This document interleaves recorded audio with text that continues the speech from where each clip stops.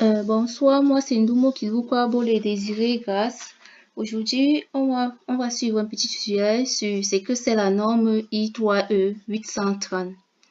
Alors, qu'est-ce qu'une I3E?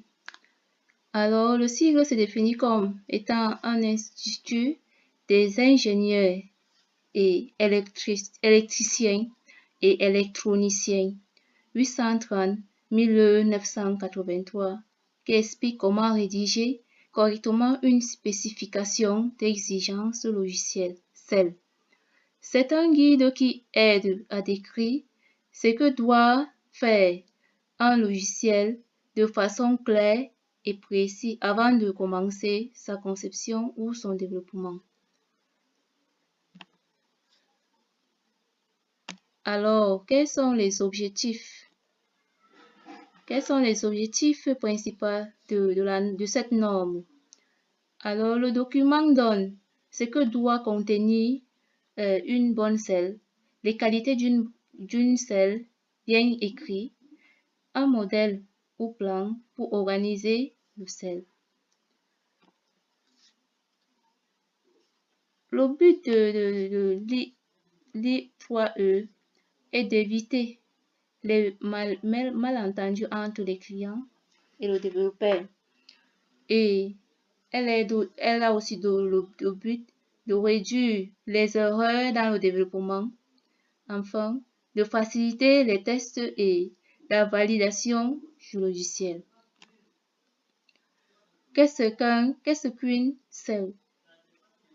Alors, le CEL est un document qui décrit les fonctions du logiciel, ce qu'il doit faire.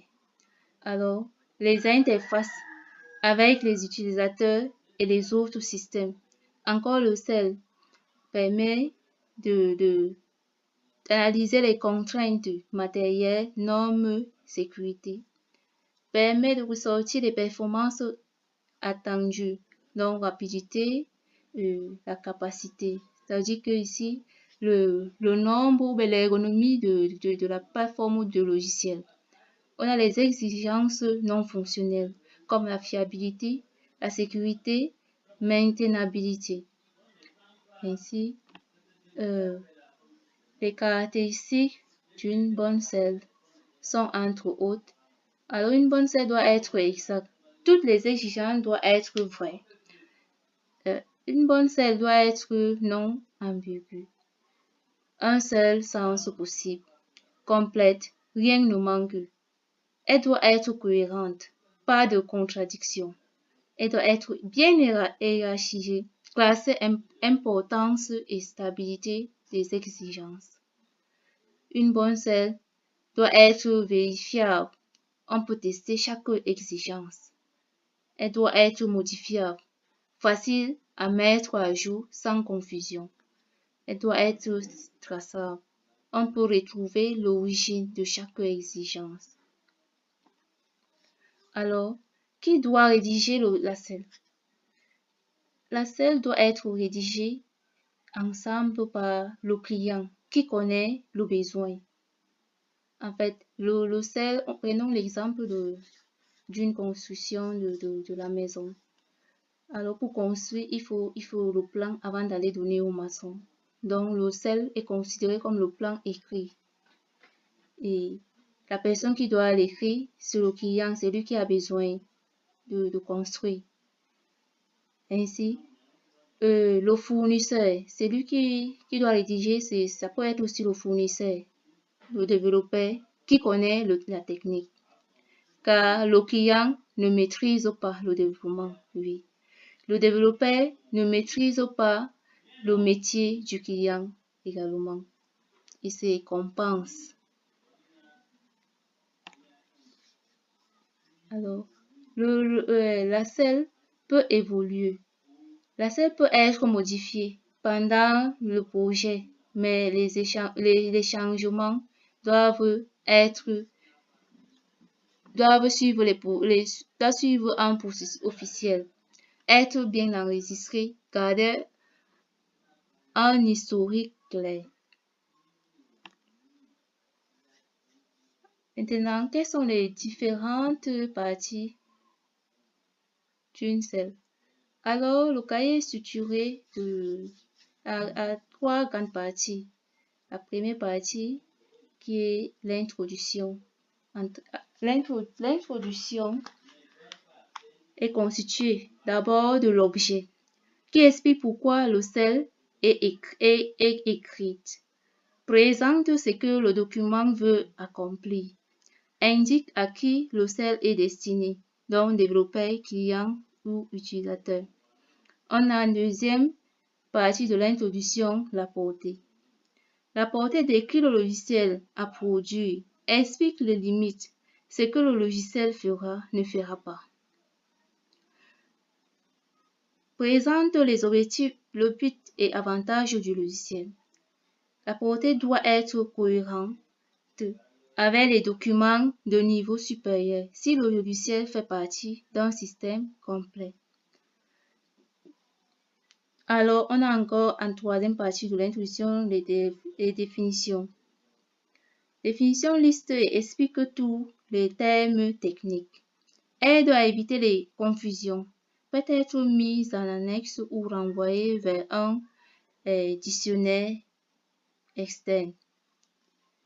Alors, nous avons en quatrième partie de l'introduction les références.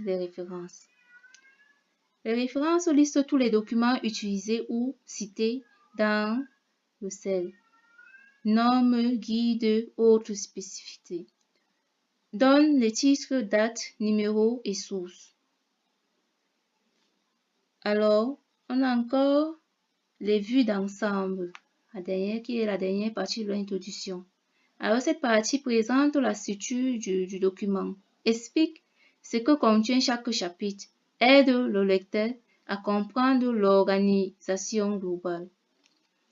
Alors, nous passons à la deuxième partie de la structuration d'un cell, qui est la description générale.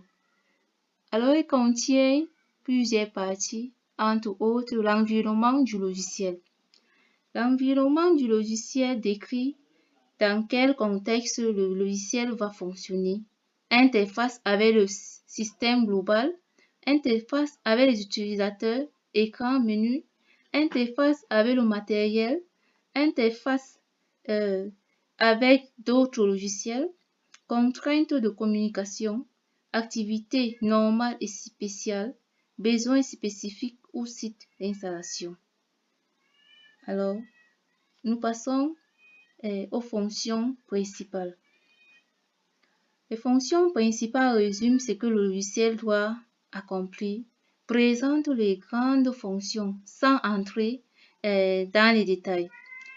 Peut contenir un schéma pour illustrer les relations entre fonctions. Alors, la partie de la description générale contient également les types d'utilisateurs. Je vais dire les caractéristiques d'utilisateur. Ici, ça décrit le niveau de connaissance des futurs utilisateurs, leur formation, leur profil technique. Cela aide à adapter l'interface et certaines exigences. Alors, les contraintes. Elle liste les limites imposées par les lois et réglementations, le matériel, c'est-à-dire processeur, mémoire, les autres applications, la sécurité, les protocoles, les exigences de fiabilité. La partie hypothèse du projet explique les conditions supposées pour que le logiciel fonctionne correctement. Exemple, disponible dans un système d'exploitation, connexion réseau stable, matériel compatible. Matériel compatible qui peut être le téléphone ou bien l'ordinateur. Répartition de... Ça aussi une partie qui est appelée répartition des exigences. Ici, ça identifie les exigences qui seront traitées dans des versions futures du logiciel. Alors, nous passons à la troisième partie, troisième partie qui est les exigences spécifiques. Alors, c'est la partie la plus importante. Elle décrit exactement ce que le logiciel doit faire. On a les interfaces externes. Décrit précisément les entrées, les sorties du logiciel. On a les écrans, fenêtres, rapports, les formats de données, les messages d'erreur, la synchronisation, les relations entre les différentes interfaces. On a les exigences fonctionnelles. Décrit toutes les actions que le logiciel doit accomplir, comme traitement de texte, traitement de données, je veux dire, vérification des intrants, séquence de tâches, réaction aux erreurs, validation, dépendance entre fonctions.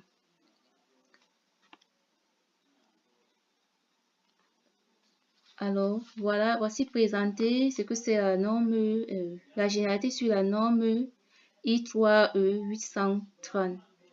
Donc, nous retenons que le document I3E 830 1980 sert de guide pour rédiger une selle claire, complète et utile.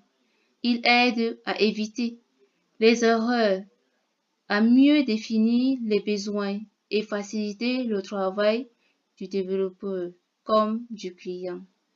Merci pour votre attention et rendez-vous à la prochaine vidéo ou tutoriel. Merci.